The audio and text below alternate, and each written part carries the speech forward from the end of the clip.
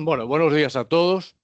Bienvenidos a esta jornada sobre los desafíos financieros y económicos en el futuro año 2026. Bueno, muchísimas gracias por asistir a esta jornada y muy especialmente doy las gracias a don Carlos San Basilio, presidente de la Comisión Nacional del Mercado de Valores, por su amabilidad de honrarnos con su presencia. Además, vamos a disfrutar del privilegio institucional de que nos dé una visión de la regulación, de la estabilidad financiera y de las oportunidades del sistema financiero español.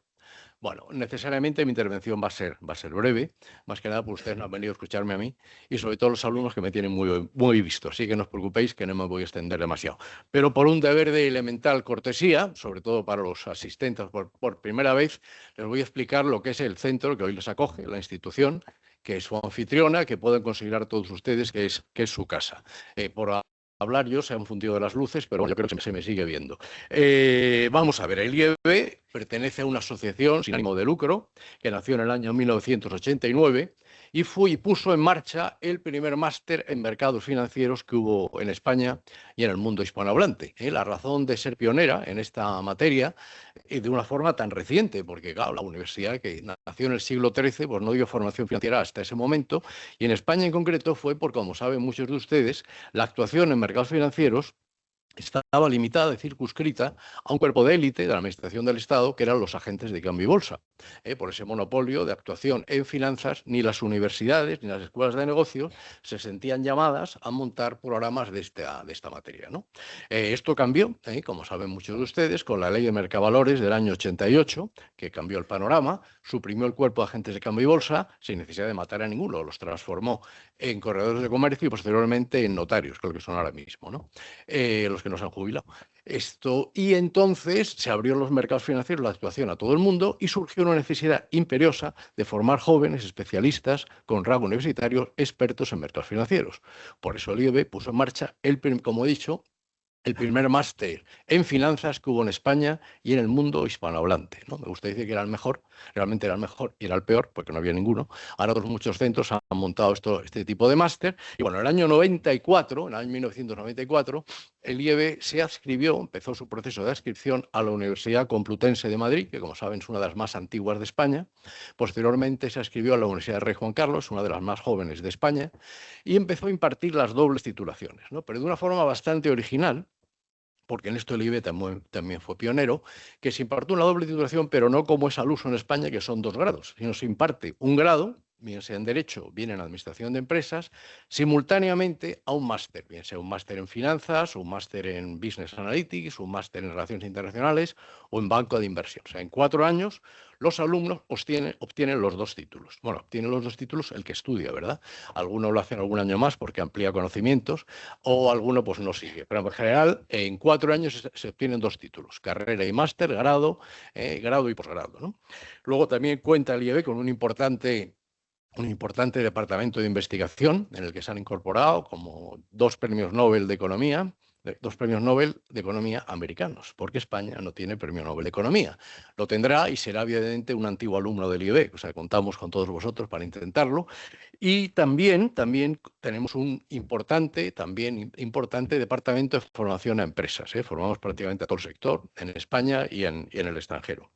Y contamos con bastantes alianzas internacionales, con universidades extranjeras del máximo prestigio. La primera institución con la que tuvimos y tenemos una alianza es con la London School of Economics, que a lo largo de su historia ha llegado a acumular 20 premios Nobel. Nos ganan por un poco, pero todo se andrá. Y luego, bueno, también con Wharton School en la Universidad de Pensilvania, con el Imperial College en Gran Bretaña. Este es un centro muy importante en cuestión de ingeniería, porque el IBE está poniendo en marcha una ingeniería.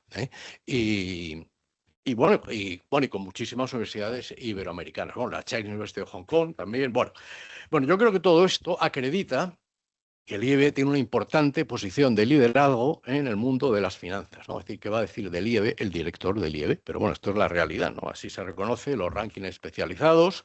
Y bueno, yo no voy a extenderme mucho más que nada porque mi principal desafío económico y financiero en el próximo año se limita a pagar la hipoteca de mi casa, ¿verdad? Y hacer frente al colegio de mis 4 hijas.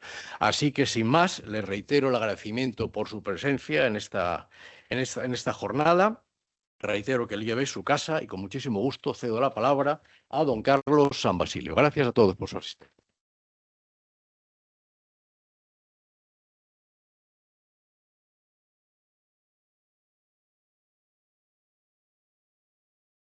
Bueno, pues muchas gracias, Álvaro. Muchas gracias a Álvaro también y al Instituto por invitarme hoy aquí. La verdad es que es es un placer y ha sido también una sorpresa, ¿no? Yo hablabas, Álvaro, del máster del IEB. Yo participé como ponente allá por los años 90, cuando estaba dando mis primeros pasos en la carrera profesional como subdirector general de deuda pública. Y bueno, ¿cómo ha cambiado el cuento? Porque la verdad es que vengo aquí y me encuentro, pues bueno, con unas instalaciones impresionantes, con vuestra propia sala de tesorería. La verdad es que tengo que decir que me he quedado tan impresionado que os he pedido una corbata del instituto para poder estar a la altura del reto que me planteáis. Pues bueno, el reto además no es menor, porque es hablar sobre la situación, las perspectivas de los mercados financieros en el 26, ¿no? A ver quién se atreve con eso y yo, como os podéis imaginar, lo voy a hacer de forma más genérica, ¿no? Y también hablando de temas de regulación, como comentabas. Porque son tiempos realmente excepcionales.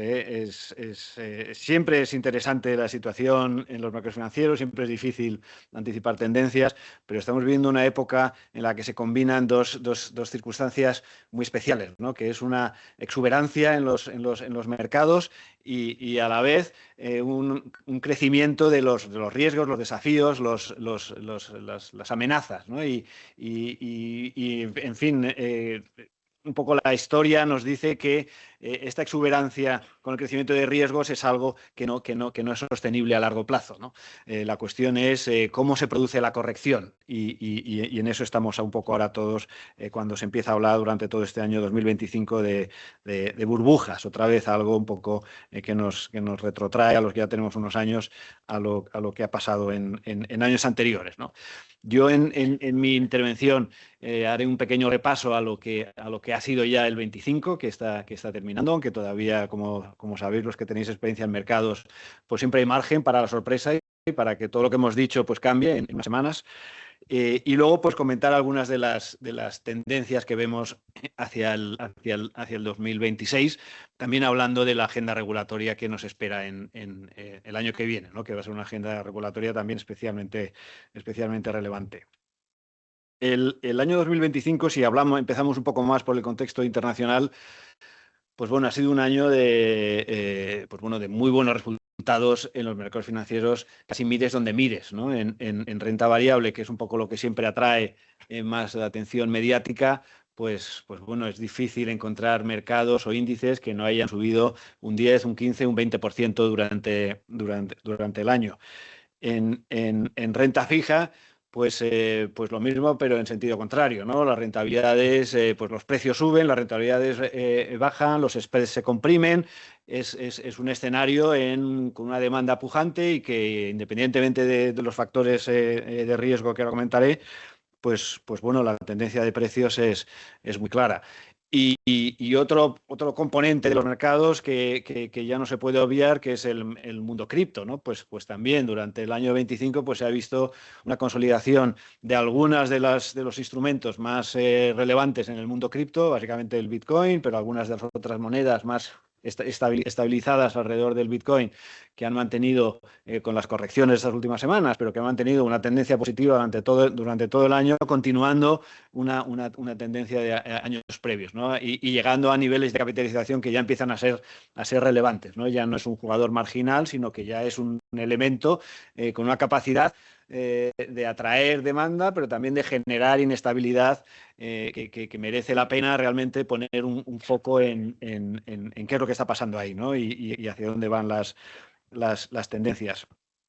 Lo curioso, por así decirlo, es que esta evolución tan positiva de todos los mercados financieros se produce en un año 2025 en el que hemos tenido pues bastantes malas noticias desde el punto de vista, por ejemplo, de la geopolítica, ¿no?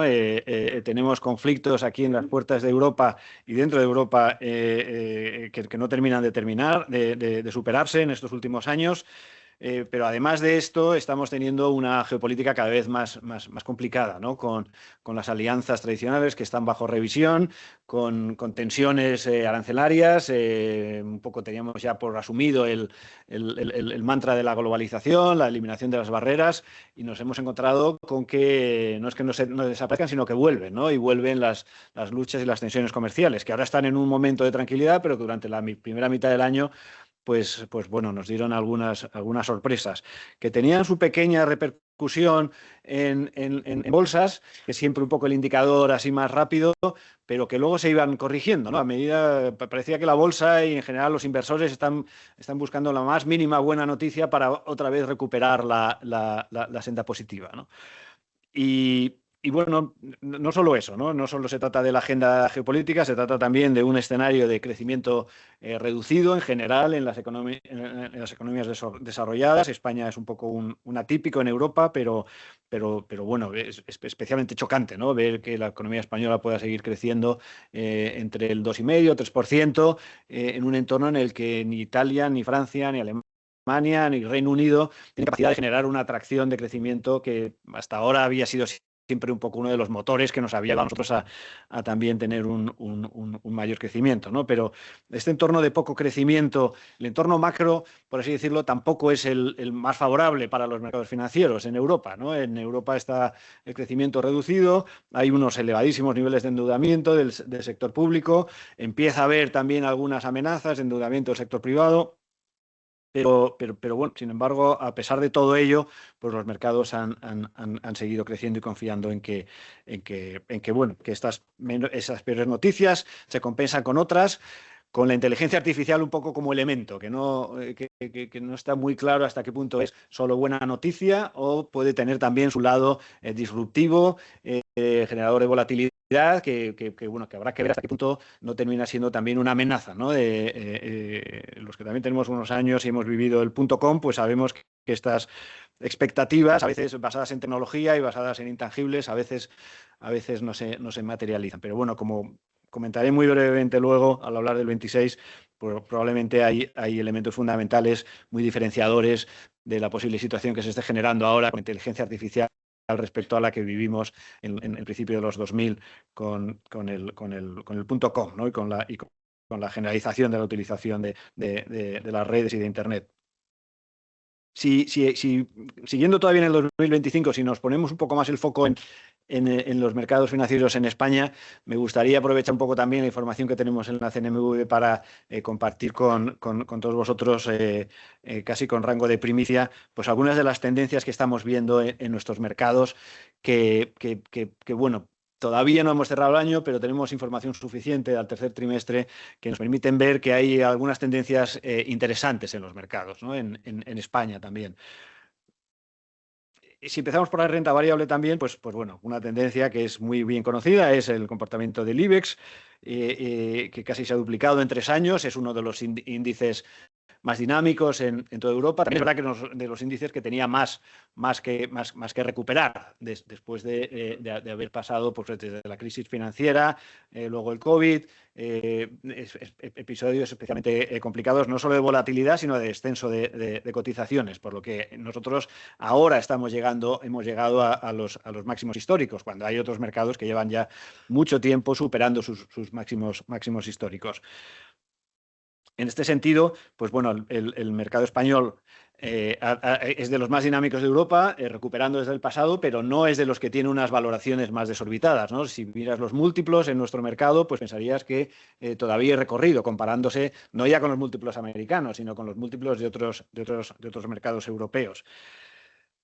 También hay algunos elementos destacables en el caso español, por ejemplo, que es hasta qué punto el sector bancario ha sido uno de los protagonistas para facilitar esta recuperación del IBEX en los últimos años, también viniendo de niveles muy bajos, ¿no? Los niveles de cotización respecto a valor en libros en la banca española, en general la banca europea, pero también especialmente en la española, pues tenía mucho margen de recuperación. Otro elemento del IBEX destacable es que si hablamos siempre de la concentración de los valores en el Nasdaq, en el Standard & Poor's, en los 7 magníficos, nosotros aquí tenemos todavía mayor concentración, ¿no? Nosotros, si miras los grandes valores españoles, en España, pues con 5 valores explicas pues el 50% de la capitalización de nuestra bolsa o algo más, ¿no? Lo que también te da una idea de hasta qué punto es sensible lo que va a pasar en nuestro IBEX a lo que pasa en muy pocas empresas. Pero bueno, esto es bien sabido por todos vosotros. Algunos de los otros temas en los que yo me quería detener respecto sobre la evolución de la renta variable en 2025 es el aumento de la actividad en mercado, de la negociación en secundario, y viendo que tenéis aquí una sala, pues supongo que son temas que os interesan. La negociación diaria en la bolsa española pues bajó desde aproximadamente 3.000 millones de euros hace 5 o 10 años al día a poco más de 1.000 millones en estos últimos años, en los que se ha perdido liquidez, la liquidez se ha dispersado hacia otras plataformas, y este año estamos en niveles algo superiores, otra vez pues cercanos al 1.400, 1.500 millones de euros diarios, ¿no? Se ha producido una cierta recuperación en la negociación que refleja pues esos episodios de volatilidad que recurrentemente vamos teniendo, ¿no? Que aunque la geopolítica no ha sido capaz de evitar una tendencia ascendente en las cotizaciones, sí que ha ido generando volatilidad que cada poco tiempo, por lo menos una vez al trimestre, nos genera en momentos de mayor negociación. Pero si en secundario hemos visto más actividad, en primario también hemos visto más actividad en el mercado de renta variable en España, en bolsas y mercados.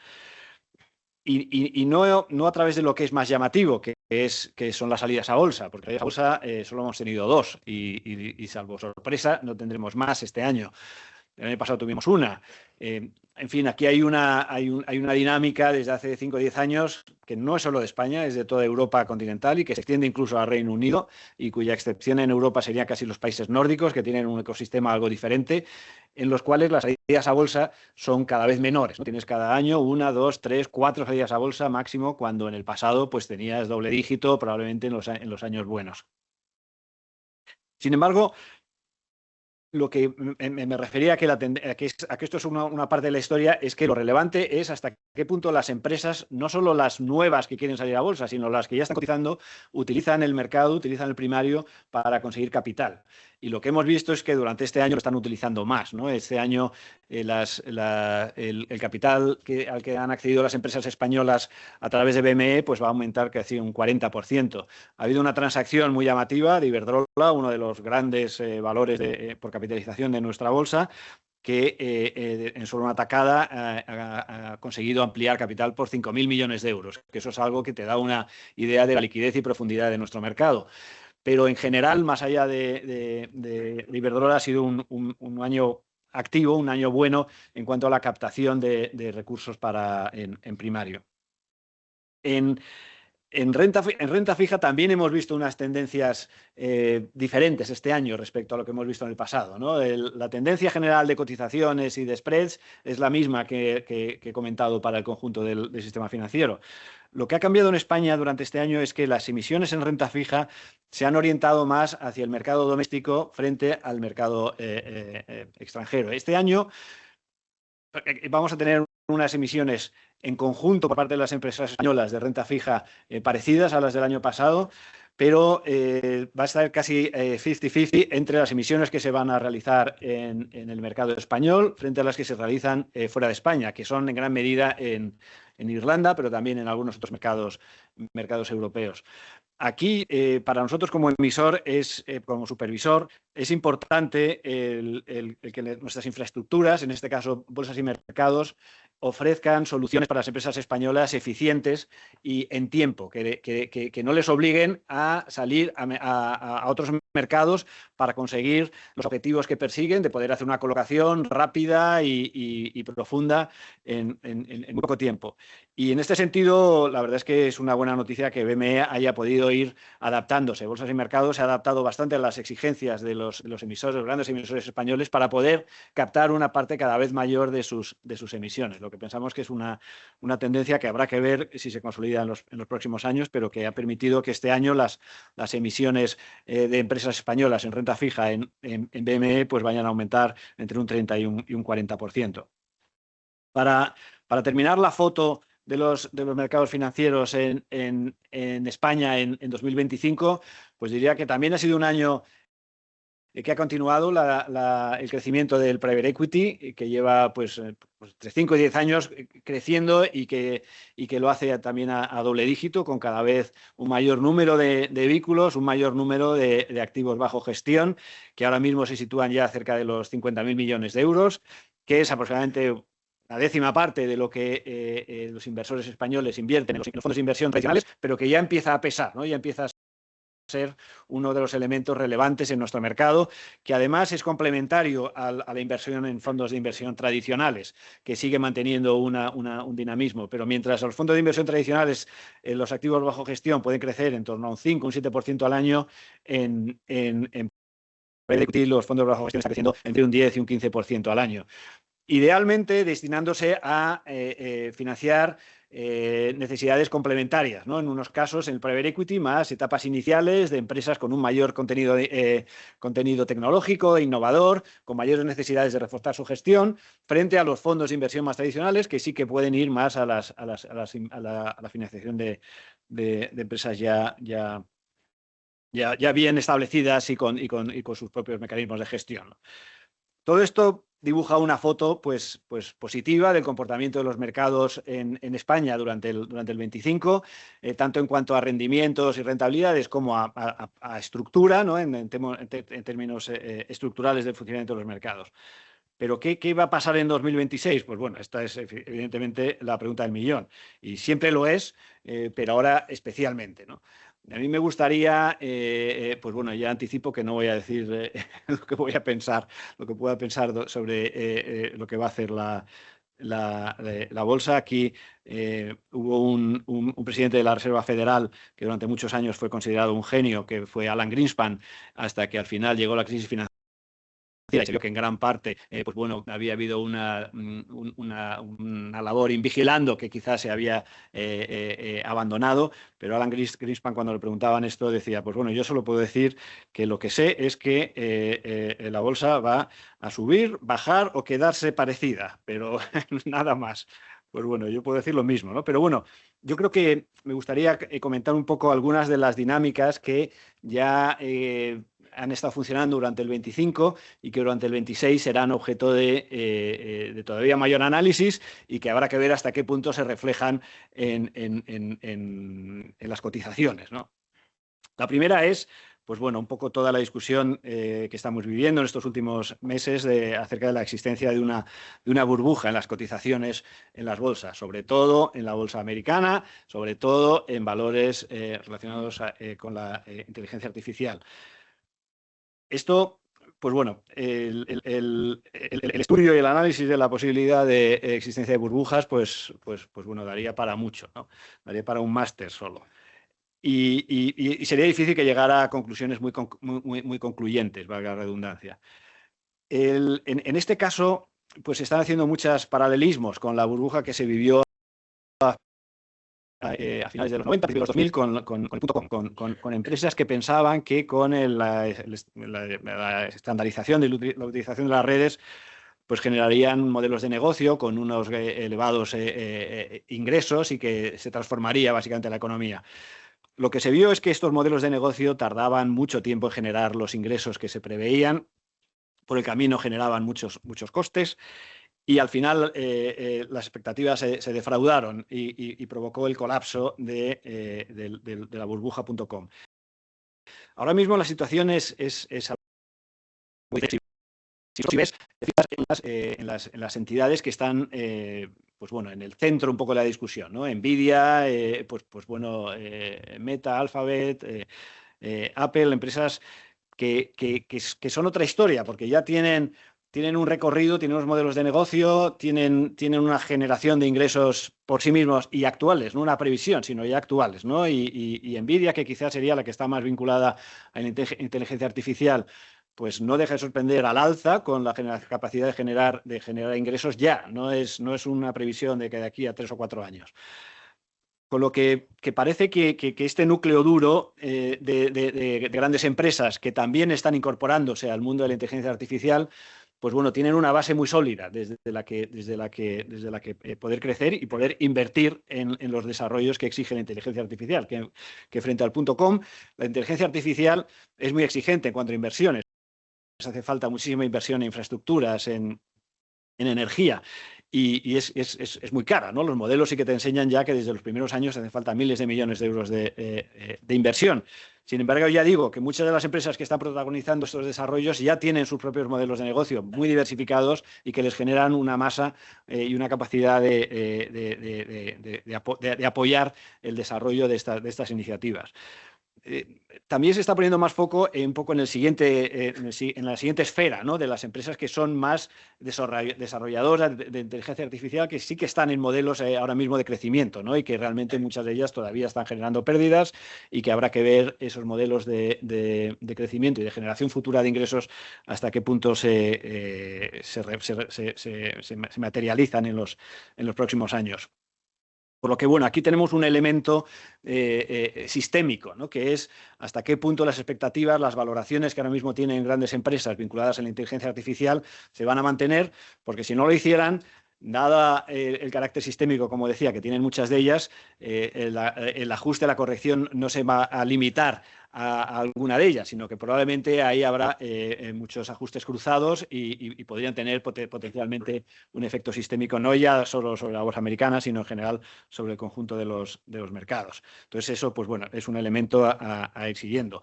Otro elemento, si pasamos del sector estrictamente privado al sector público para seguimiento, son los niveles de endeudamiento de los soberanos, especialmente de los países desarrollados.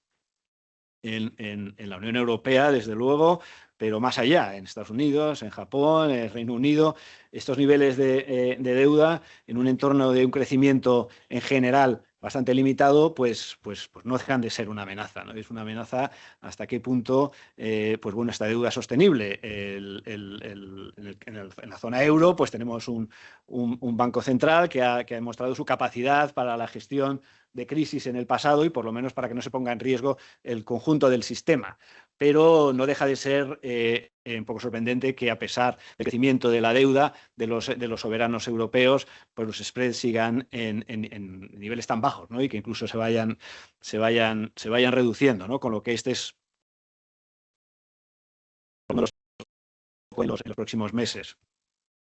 Siguiendo un poco en la esfera del endeudamiento y pasando del endeudamiento estrictamente soberano al endeudamiento privado, pues bueno, hemos visto ya algunos episodios muy puntuales a finales de año con algunas empresas con unos niveles de endeudamiento elevados, empresas del sector privado y en origen en Estados Unidos, en Reino Unido, que han tenido un mini contagio, un mini efecto contagio, ¿no? Algunas empresas donde se producen ya participaciones cruzadas, que en algunos casos no es tradicionalmente el sistema tradicional de empresa financiada por un banco, sino que en algunos casos lo que tienes es un banco que financia a un fondo donde además entran otros inversores y que adquiere títulos de deuda de estas empresas privadas y que cuando cae la empresa privada pues arrastra en cadena primero al fondo que le estaba financiando, pero luego también a quienes estaban financiando a este fondo, ¿no? Aquí hay, pues bueno, hay algunos de las voces más relevantes en el entorno financiero pues, mundial pues que ya están un poco alertando, ¿no? Que cuando empiezan a haber algunos de estos casos es difícil que sean casos estrictamente aislados y que hay que mirar a ver cuáles otros puede haber en situación parecida. Pero la verdad es que hasta ahora lo que se ha visto han sido casos muy puntuales.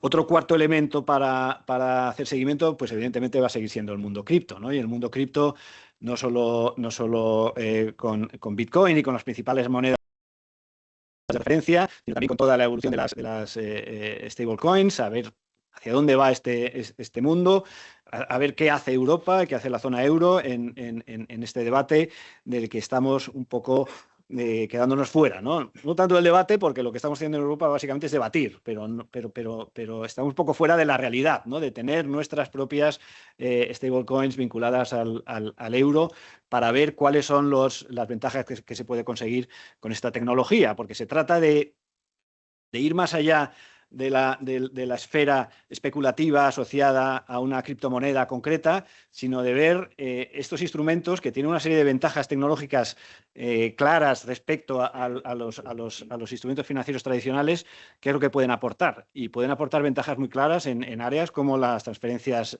internacionales, donde generan pues eficiencias en cuanto a plazos, en cuanto a coste, respecto a los mecanismos habituales, ¿no? Y habrá que ver cómo se va incorporando toda esta tecnología en nuestra práctica más común, intentando que no se generen prácticas disruptivas.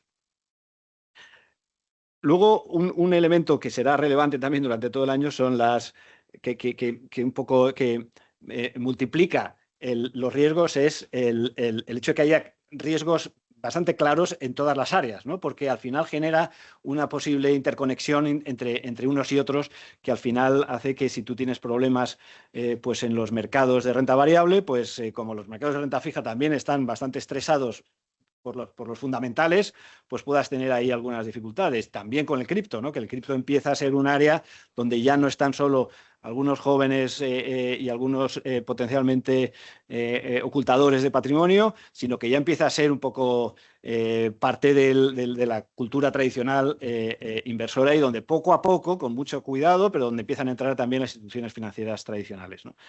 Estos son otros de los elementos que tendremos que tener en cuenta, ¿no? Hasta qué punto puede haber contagios entre unos de los sectores y otros. Total, para terminar, decir que 2026 nos encontramos con la duda de si vamos a tener un nuevo 2025, es decir, un año en el que, a pesar de que haya tensiones, momentos puntuales con dificultades, los mercados van a seguir teniendo un comportamiento generalmente positivo, o si vamos a ver un cambio de tendencia y finalmente vamos a ver ajustes significativos en algunos de los mercados.